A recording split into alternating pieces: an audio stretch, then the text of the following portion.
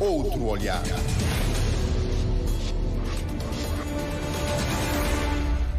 Votos renovados de bom dia. O Dia Internacional dos Arquivos é celebrado no próximo 9 de junho, mas hoje o Arquivo Histórico Nacional promove um debate sobre a Lei Geral dos Arquivos em Cabo Verde.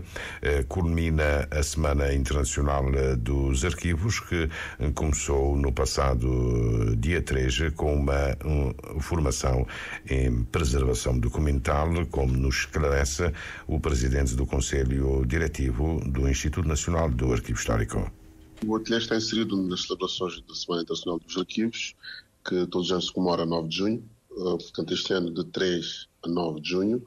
Portanto, iniciamos no dia 3 com esse ateliê, que é um projeto que o Arquivo Nacional desenvolveu em parceria com a DG Lab, da Torre do Tombo, e foi financiado pelo Estado português. Portanto, o projeto surgiu da necessidade que o Arquivo identificou de formar e capacitar jovens na área da encadernação e do restauro de documentos papais. Porquê? Porque o Arquivo tem sido solicitado constantemente por outras instituições para os ajudar no restauro de alguns documentos, alguns livros importantes e antigos. Mesmo o próprio Arquivo Nacional tem necessidade de reforçar o seu corpo técnico e temos notado uma certa dificuldade em encontrar profissionais com conhecimento e capacidade de formação nesta área. Então, nesta ótica, temos este projeto no ano passado e foi submetemos ao Estudo de Camões, foi financiado. Isso é uma fase, não é? Além do restauro de cadernos e documentos antigos, pois o problema da sua digitalização.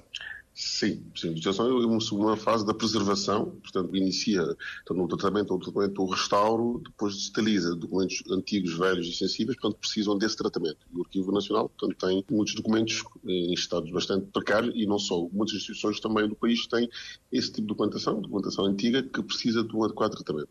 Portanto, o conteúdo do programa, se me permitir, se eu tiver tempo, posso facilmente partilhar convosco. Portanto, versa um conjunto de temáticas de identificação dos vários tipos de suportes, documentos, a história da fotografia, a identificação do processo fotográfico, os fatores de gradação, portanto, a variação dos estados físicos dos documentos, o conceito de preservação, conservação e restauro, portanto, os procedimentos de encadernação, portanto, um vasto leque de conhecimento que será transmitido aos técnicos, para depois, e obviamente o Arquivo Nacional já tem programado a formação em digitalização, as suas técnicas, as normas internacionais que regem o processo de digitalização, o controle de qualidade e auditoria. Há uma sequência de formações que nós temos agendado e começa por este, que é a primeira, a fase do restauro e encadernação. Mas, como eu tinha dito, portanto, isto insere um programa maior que é a Semana Internacional dos Arquivos. Temos a socialização de 2 projetos de digitalização do Arquivo Nacional que estamos a concluir agora. O projeto Resgate, que foi de 3 anos, foi financiado pelo Estado português e o Estado cabo-verdiano em 110 mil euros, 12 mil contos, e que agora vamos apresentar à sociedade cabo-verdiana o resultado desse trabalho de digitalização. Portanto, teremos a nossa técnica, que esteve em Portugal durante 2 anos a fazer esse trabalho, a doutora Maria da Luz, e também teremos a diretora do Arquivo Histórico Ultramarino, a doutora Ana Canas, a partilhar com a sociedade cabo-verdiana documentação existente do Arquivo Histórico Ultramarino referentes a Cabo Verde. Dentro da divulgação deste projeto de digitalização, um outro projeto que o Arquivo fez, que é a digitalização do nosso maior fundo, que é o Fundo Nacional da Praia. Fizemos esse trabalho de digitalização durante 2 anos. Termina a formação que nós iniciamos a 2 de abril, em Transição Digital da Administração Pública, em Arquivos da Administração Pública, que iniciamos com representantes de várias instituições do Estado. Quase todos os ministérios estão aqui representados, a Presidência da República, a Assembleia Nacional, a Autoridade da República. Portanto, termina este grupo de 38 formandos nacionais, técnicos superiores dessas instituições do Estado, termina essa função. Teremos um debate com eles sobre os 20 anos do regime jurídico geral dos arquivos. Portanto, a nossa lei de base dos arquivos completou 20 anos agora, no dia 10 de maio, e o Arquivo Nacional depara-se agora um processo de reflexão interna sobre que caminho seguir. Estão a pensar em propor a revisão? Sim, o debate é mesmo por isso. A ideia é ou avançamos com a regulamentação da lei que ainda não foi regulamentada, ou trabalhamos numa nova lei. Portanto, a lei que nós temos serve aos desafios neste momento.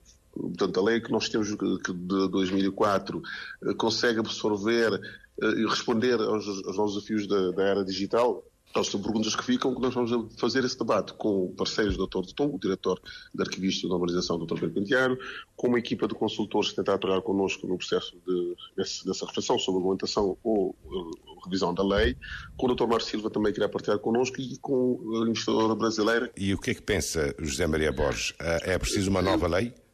Eu acho que sim, porque essa lei de 2004 já foi beber leis mais antigas da década de 90, início de 90, 80. Portanto, está um bocado desatualizada. Portanto, acho que o país precisa de uma nova lei, tendo em conta aquilo que são os desafios da transição digital. Portanto, para responder àquilo que são as necessidades até do acesso à informação, que cruza diretamente com a lei de base dos arquivos, para cumprir aquilo que são as transferências, precisamos de uma lei bastante atual e consiga também traduzir junto do Arquivo Nacional, reforçar as competências do Arquivo Nacional para garantir que as outras instituições do Estado façam uma adequada gestão dos seus arquivos. Porque, de facto, o que temos de parar é que há uma certa negligência da nossa parte na gestão dos arquivos e o Arquivo Nacional tem feito pedagogia, mas não tem tido a força suficiente para obrigar as instituições a fazer um tratamento devido do património arquivístico nacional. Como é que é possível obrigar as instituições? O arquivo precisa então de poderes de polícia, não é? Polícia não digo, mas poder de sanção acho que seria sempre bom. É sempre bom porque repara, todas as instituições produzem informação diariamente. Informação relativa ao Estado e ao país. E essa informação que é produzida, com o passar do tempo, depois cumprindo a sua atividade administrativa, deixa de ter utilidade administrativa, mas passa a ter utilidade histórica, enquanto património. Portanto, essa documentação deve ser preservada. Portanto, constantemente deparamos com pessoas que vão às instituições de procura de informação sobre as suas vidas e muitas vezes não conseguem aceder a essa informação. E isto não é aceitável. Quem é que define a natureza histórica desses documentos administrativos? É o Instituto? Há uma lei. O Arquivo Histórico é a instituição responsável pela materialização dessa lei. Agora é preciso regulamentar. O Instituto de Arquivo Histórico está a agir em simultâneo em duas áreas. Primeiro, na área documental física, não é? E Sim. Depois na transição digital. Sim. Precisamos fazer esse diálogo, porque há ver já muito que avançou para a era digital, entrou na era digital, portanto desmaterializou muitos dos seus serviços, mas repare, nós ainda não temos um plano de preservação digital no país. Portanto, há a necessidade do Arquivo Nacional e de mais instituições do Estado, que trabalham na parte tecnológica, de terem um diálogo mais próximo e conseguirem, a partir daí, construir soluções para o país. É uma questão que a nova lei pode resolver, não é? Sim.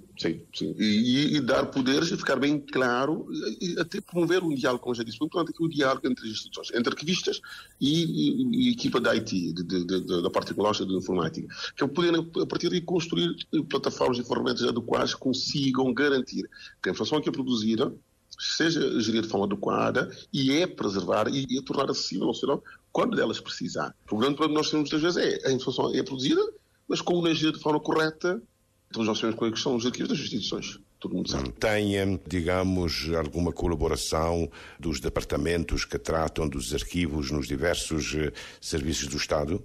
Alguma relação?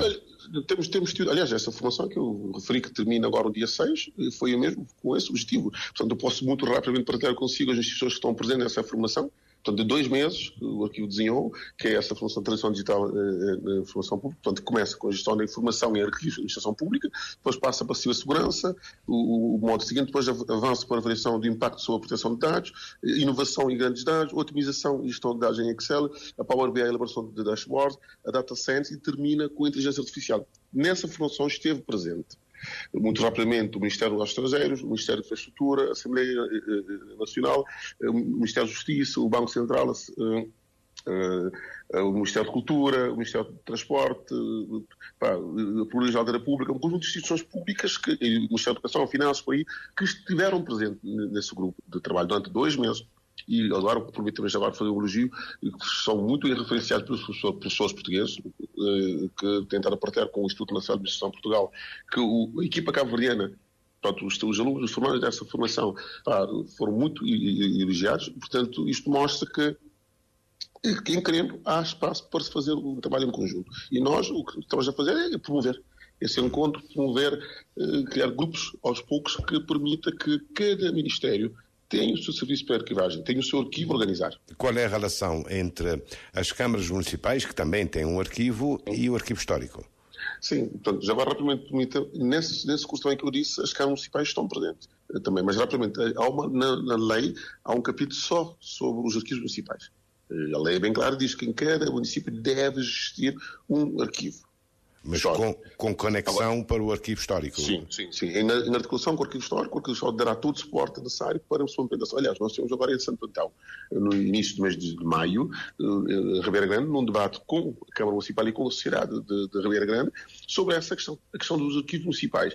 E um compromisso que foi assumido ali pela equipa camarária, portanto, que irão levar esse tema a debate da Câmara, sendo aprovado pela Câmara, levar a Assembleia Municipal para dar esse passo e conseguir criar um arquivo municipal a nível desse e em todos os municípios já há arquivo?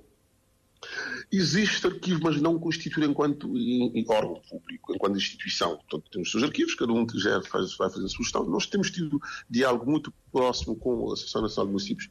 Temos tentado partilhar sempre que podemos nos fóruns da Associação de Municípios com os Presidentes de Câmaras e com o Presidente da Assembleia da necessidade de se avançar. Temos também tentado promover junto deles formação para os seus técnicos. Obviamente, os desafios são muitos, nem sempre conseguimos ter a resposta que gostaríamos de ter. Nós temos um protocolo com a Associação de Municípios sobre isso mesmo. E o aspecto central desse protocolo é garantir a formação e a criação dos arquivos municipais. Mas já há arquivos municipais criados? Não, ainda não. Estamos em crer que o município de Ribeira Grande poderá ser o primeiro. Portanto, Ribeira Grande Santo Antão. Eu queria aproveitar a ocasião para abordar-lhe a seguinte questão. Na orgânica do arquivo histórico existe o audiovisual, que foi atribuído ao arquivo histórico, parece, pela segunda ou terceira vez. Tem pernas para andar? Ou é preciso aí uma reflexão? Temos as competências que estão delegadas na instituição, Júlio. O que nós temos é a capacidade de responder, enquanto instituição, com recursos técnicos, financeiros e humanos. Certo? Nós nem sempre temos ainda, tive uma satisfação com parceiros, essa questão do audiovisual e veio a bala, só que lá está, por isso precisamos de formar, ter gente capacitada para fazer esse trabalho. E essa formação, não sei se o Júlio se lembra, esse de conservação, há um módulo que é sobre fotografia. Certo? História de fotografia, identificação, processo de fotografia física e o movimento, certo? Portanto, degradação, condições ambientais, portanto, há um conjunto de conhecimento que é preciso ter nas instituições para fazer esse trabalho de preservação. Agora, o arquivo histórico está em condições de ter mão sobre o audiovisual, o património audiovisual do país? De forma muito sincera, neste momento acho que não temos recursos mais suficientes capacitados para. Não temos. Portanto, agora, é um desafio, está na instituição, portanto, a lei dá ao arquivo essa responsabilidade, mas, como já disse, para isso precisamos se repara, Júlio, nós mesmos temos dificuldade mesmo a nível de parte do documento, arquivo gráfico, papel, temos dificuldade porque temos poucos arquivistas no país. Certo? E isto complica um bocado. Então estamos em diálogo também, agora posso partilhar com a Direção-Geral do Ensino Superior para ver se conseguimos arranjar vagas ou bolsas para mandar as aulas para formação, para responder à necessidade que o país tem, quer o arquivo, quer as demais instituições. Falando ainda sobre o audiovisual, é um tema que deve ser debatido com os operadores de audiovisual no país, não é? Sim. Há necessidade de criar esse diálogo, há necessidade de criar esse espaço para reflexão. Portanto, nós, como já disse, temos alguma dificuldade a vontade em entrar neste campo porque não temos grandes especialistas nessa área. Portanto, não tendo especialistas, fica-nos difícil estar a tomar a dianteira, a liderar o debate, o processo. O que temos feito sempre é chamar parceiros nossos, parceiros portugueses, para nos ajudarem nesse aspecto. Como já disse, essas formações que nós temos de estar a solicitar e a ser financiadas pelo Estado português é mesmo com esse propósito, de garantir que, repara, muito rapidamente, essa formação que nós estamos a fazer agora, o ateliê de restauro, a formação era para jovens, portanto, no final do secundário, com formação de cursado de secundário. Nós o que fizemos é, vamos passar esse conhecimento para as instituições. Nós convidamos para essa formação a Escola Técnica da Praia, que irá indicar 2 alunos e um professor. A Escola Técnica da Somara, que irá enviar 2 alunos e um professor. Portanto, o Instituto de Artes e Tecnologia também irá indicar também 2 professores. Porque o objetivo é que essas instituições absorvam esse conhecimento. E com isso levem para as suas escolas e comecem a replicar. E permitir que com isso possamos iniciar esse trabalho de começar a ter gente formar nessas áreas, ao menos dar os primeiros passos, certo? E o nosso objetivo até com esse curso é, se tudo correr bem, tentar no segundo semestre fazer na região norte do país, em que temos as 2 escolas técnicas, tanto o de São Vicente e o de Santo Antão, permitir também que ali, nessa região, portanto, as instituições ficam com esse conhecimento e comecem a partilhar esse saber nacional. Muito rapidamente, Júlio, para terminar. Repara, nós agora, no Arquivo Nacional, este ano, nós restauramos 12 livros de matrizes materiais do município de Porto Novo, já estão prontos. Foi um ano de trabalho que o Arquivo fez. Repara, esse trabalho não havia necessidade de ter vindo ser feito na praia, podia ser feito em São Tental, se a gente tivesse conhecimento ali. Certo? Mas, e os outros cadernos nessa mesma área, nos outros municípios, precisam também de restauro, não é? Sim, todos os municípios têm, todas as instituições têm documentos com alguma sensibilidade que precisa ser preservada, precisa ser restaurada, precisa ser digitalizada e, portanto, para garantir a sua qualidade no tempo. Mas, pronto, como já disse, nós identificamos o problema, criamos soluções que vão respondendo aos poucos as demandas, a necessidade do setor em si. Portanto, estamos a entender, como já disse, nós temos convidado instituições. Repara, os funcionários, as pessoas que vão à formação não são só do Arquivo Nacional. O Arquivo Nacional tem 3 técnicos, o IPC tem um técnico, a Biblioteca Nacional tem um técnico, a Presidência da República. Portanto, nós temos feito esse esforço para convidar as instituições, trazê-los e partilhar o conhecimento com eles para dar uma certa autonomia a essas instituições, que são municipais, por aí adiante. Todo esse processo de digitalização a que fez referência há pouco, com a Torre do Tombo, a partir de quando é que o cabo-verdiano pode ter acesso? Todo o que interessa a Cabo Verde no Arquivo Histórico Ultramarino de Portugal e na Torre do Tombo passa a estar então disponível para os cabo-verdianos? Tudo não, uma parte. Temos mais documentação ainda. Portanto, o que vem agora é a documentação do século XVII ao século XIX, que veio o projeto de resgate. Imagina, há mais documentos, quer no Arquivo Ultramarino, processos quer na Torre do Tombo. Agora, o processo vai-se fazendo, a própria Torre do Tombo e o fragmento não tem toda a documentação deles digitalizada. E há muita documentação deles que, referente a Cabo Verde, que para se fazer essa transferência tem que ser digitalizada para nos cederem, portanto, a parte em formato digital, porque hoje não fica com o Estado português, porque a documentação portuguesa também. Presidente do Conselho Diretivo do Instituto Nacional do Arquivo Histórico, José Maria Borges, entrevistado pelo jornalista Júlio Vera Cruz Martins. Fica então este sublinhado: a Lei Geral dos Arquivos deve ser conformar com a transição digital. O debate é aberto hoje numa mesa redonda que encerra a Semana Internacional dos Arquivos.